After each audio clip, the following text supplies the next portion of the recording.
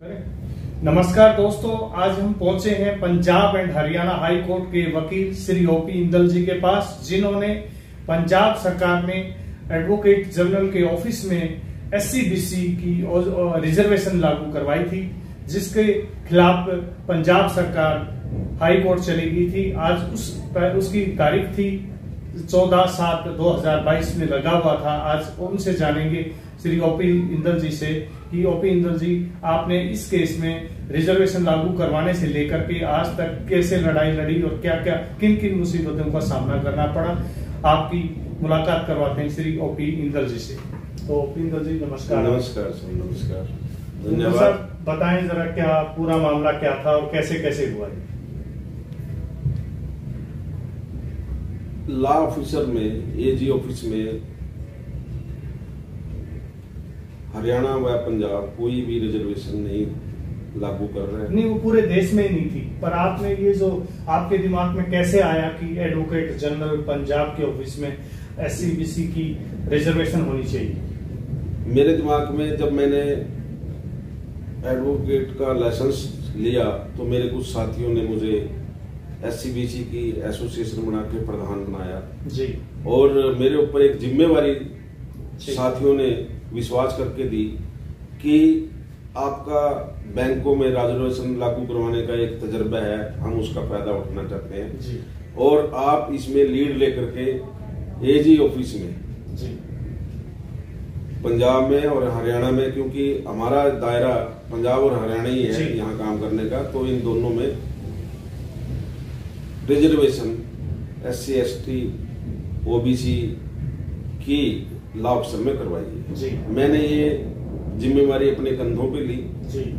पहले डायरेक्ट लिखा पंजाब सरकार को, गवर्नर को, उसके बाद थ्रू नेशनल कमीशन मैंने ये इशू लिया और ये चंडीगढ़ से ये 2017 में मैंने 2017 मई संघर्ष कर रहे थे। 31 मई 2017 लागू कब हुई? अभी लागू ये 2021 में दिसंबर में 9 दिसंबर 2021 को इसकी पंजाब सरकार ने नोटिफिकेशन निकाल करके लागू कर दी थी और मेरे पास भी पंजाब सरकार ने अपना पत्र भेज दिया था कि ये लागू कर दी गई है, नोटिफिकेशन की कॉपी भी दे दी थी और AG पंजाब को डायरेक्ट कर दिया गया था कि आप जो भी अब लॉ ऑफिसर रखें उसमें SC और प्रतिनिधित्व रखे एज पर एक्ट। पंजाब ने रिजर्वेशन एक्ट 2006 बनाया है, उस एक्ट के तहत रिजर्वेशन लागू करें जी।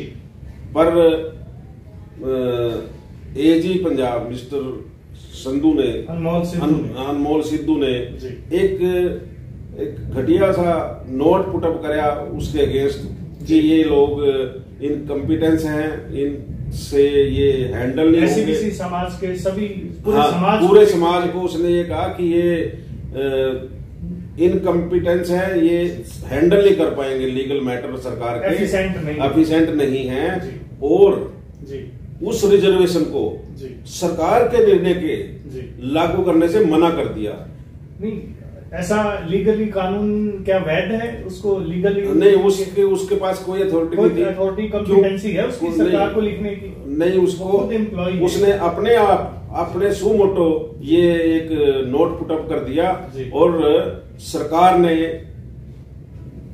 मान की सरकार कहे या आपकी सरकार ने, उसके नोट के आधार पर Punjab and Haryana high court में एक रिट नेशनल कमीशन और मेरे खिलाफ डाल करके किस चीज की रिट डाली? यही कि जो रिजर्वेशन है ये लागू नहीं होनी चाहिए, अपना ऑर्डर वापस लेने के लिए रिट डाल दी। हाँ, ये पहली बार जी लीगल हिस्ट्री में पहली बार देखा कि अपने सरकार का अपना ऑर्डर के खिलाफ खुद सरकार हाई कोर्ट में गई है और इंडिविजुअल के खिलाफ गई है।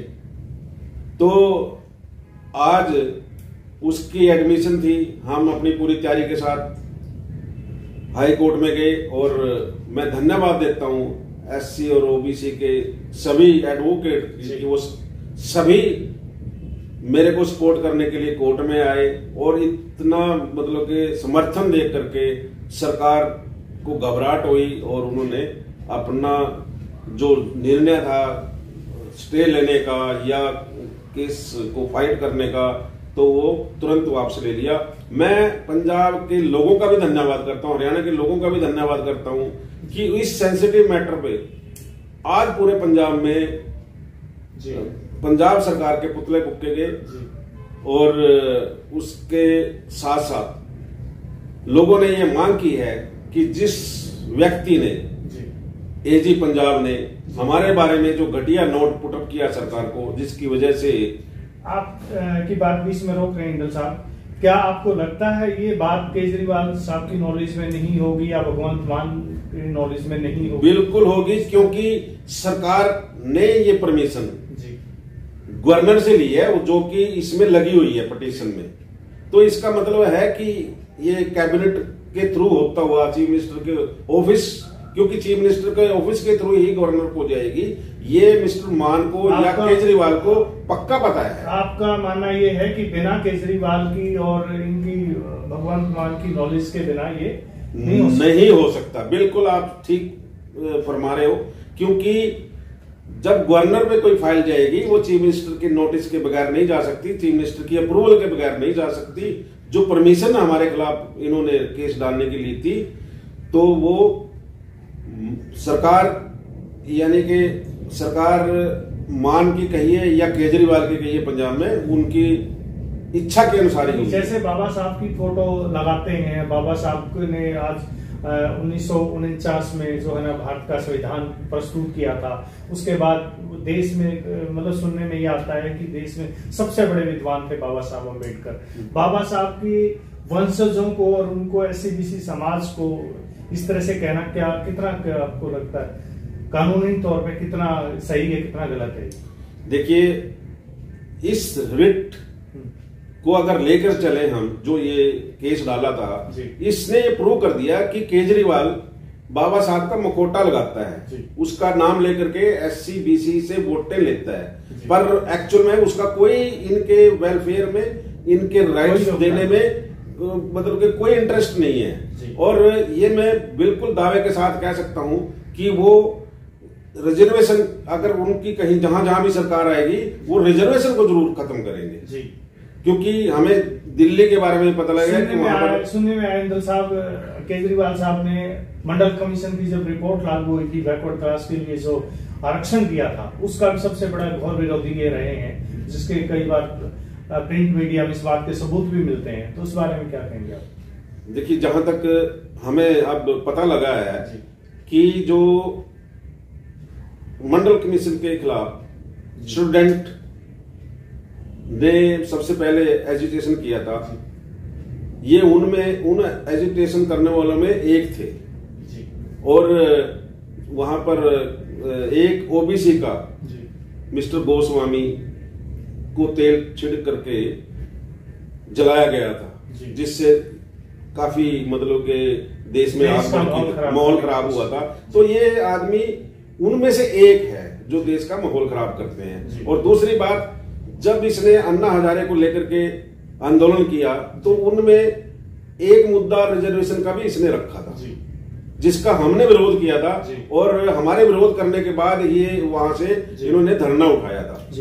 इंदल साहब, एक बात बताइए, जो इस तरह की मानसिकता इन्होंने दिखाई है, जो लेटर में इन्होंने रिटर्न में लिखा है कि एससीबीसी के लोग सफिशिएंट मतलब एफिशिएंट नहीं है, तो उसके संबंध में क्या इनके खिलाफ कोई भी कानूनी कोई धाराएं बनती हैं कि इनके खिलाफ कोई कार्रवाई होनी चाहिए संविधान के दायरे में इनके खिलाफ? जैसे कोई भी आदमी एससीबीसी के लिए कोई भी इस तरह की कोई छोटी बात करता है, कोई हल्की बात करता है, तो उसके खिलाफ कार्रवाई बनती है। तो क्या इनके खिलाफ कोई मुकदमा दर्ज होना चाहिए, हाई कोर्ट में होना चाहिए, या पुलिस में इनके खिलाफ कार्रवाई होनी चाहिए? क्या होना चाहिए? देखिए, आज वक्त की एक डिमांड है और हमारे आज साथियों ने एक रेजोल्यूशन पास किया है कि सबसे पहले मिस्टर सिद्धू को एजी ऑफिस से निकाला जाए, क्योंकि उसने जो हमारे बारे में कमेंट किए हैं वो बहुत घटिया हैं और उस पे जो एट्रोसिटी एक्ट है वो लागू किया जा सकता है, होना चाहिए, कोई प्रावधान नहीं है। हाँ, नहीं निकाला भी जाए और उस पर मुकदमा भी दर्ज हो जाना चाहिए, गिरफ्तारी होनी चाहिए, क्योंकि आज पूरा पंजाब अशांति के माहौल में है। सभी SC ST आज सड़कों पे आए हैं केवल सिद्धू की नालायकी की वजह से। सिद्धू ने जो ड्राफ्ट की है वो भी इतनी मतलब कि घटिया रिट बनाई, हाँ इतनी घटिया रिट बनाई कि पढ़ने से ही पता लगता है कि AG ऑफिस में कोई लायक लॉ अफसर है ही नहीं है। जी। आज सरकार ने खुद केस वापस लिया या कैसे क्या? सरकार ने जैसे हम खड़े हुए प्लीड करने लगे, जब से हमने जज साहब को बोला कि हम तैयार हैं, हम इस पर बहस करेंगे, और उधर से बहुत से और साथी खड़े हुए हमारे मेरे साथ, तो उसी टाइम एडिशनल एडवोकेट जनरल ने आकर के रिक्वेस्ट की कि ये केस हम वापस लेना चाहते हैं और हम प्रोसीडिंग भी नहीं रखवाना चाहते, हम 18 तारीख को कमीशन के सामने पेश होंगे, जिसमें मैंने भी पार्टिसिपेट करना है।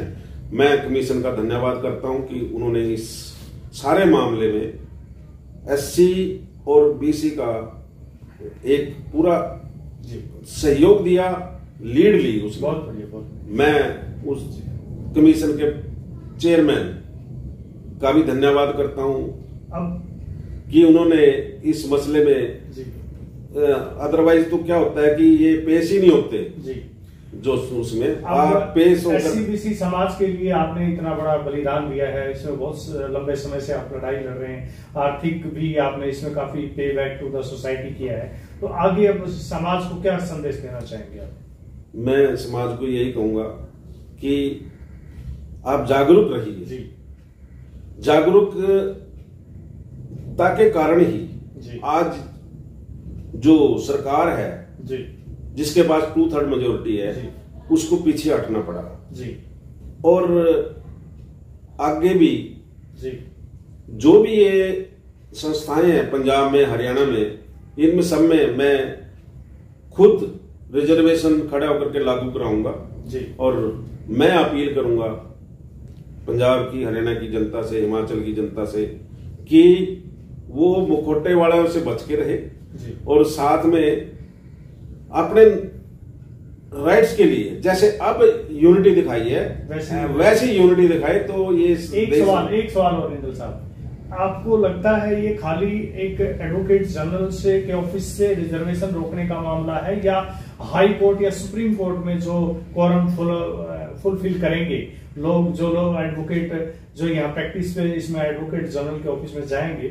और ये हाई कोर्ट और सुप्रीम कोर्ट के दरवाजे के लिए खुलेंगे, ऐसा नहीं लगता आपको? बिल्कुल ये एक बाधा है क्योंकि हमें अपॉर्चुनिटी नहीं देते, क्योंकि हमें जन्मजात ही इनकम्पिटेंस माना जाता है। हमें जैसे अनमोल रत्न सिद्धू ने लिख दिया, हमारा कौन सा उसने टेस्ट दिया था या कोई नहीं? टेस्ट तो किसी का भी नहीं लिया जाता है एडवोकेट जनरल ऑफिस में, सिर्फ रिश्तेदारों की लिस्ट आती है कि वो ये लोग अपॉइंट कर दिए जाए। वही तो मैं कह रहा कि इसने अपने लेवल पे अपना वेस्टेड इंटरेस्ट को आगे रखते हुए, क्योंकि इसने अपने बंदे लगाने होंगे और उसका मतलब कि गंद हमारे ऊपर फेंक दिया।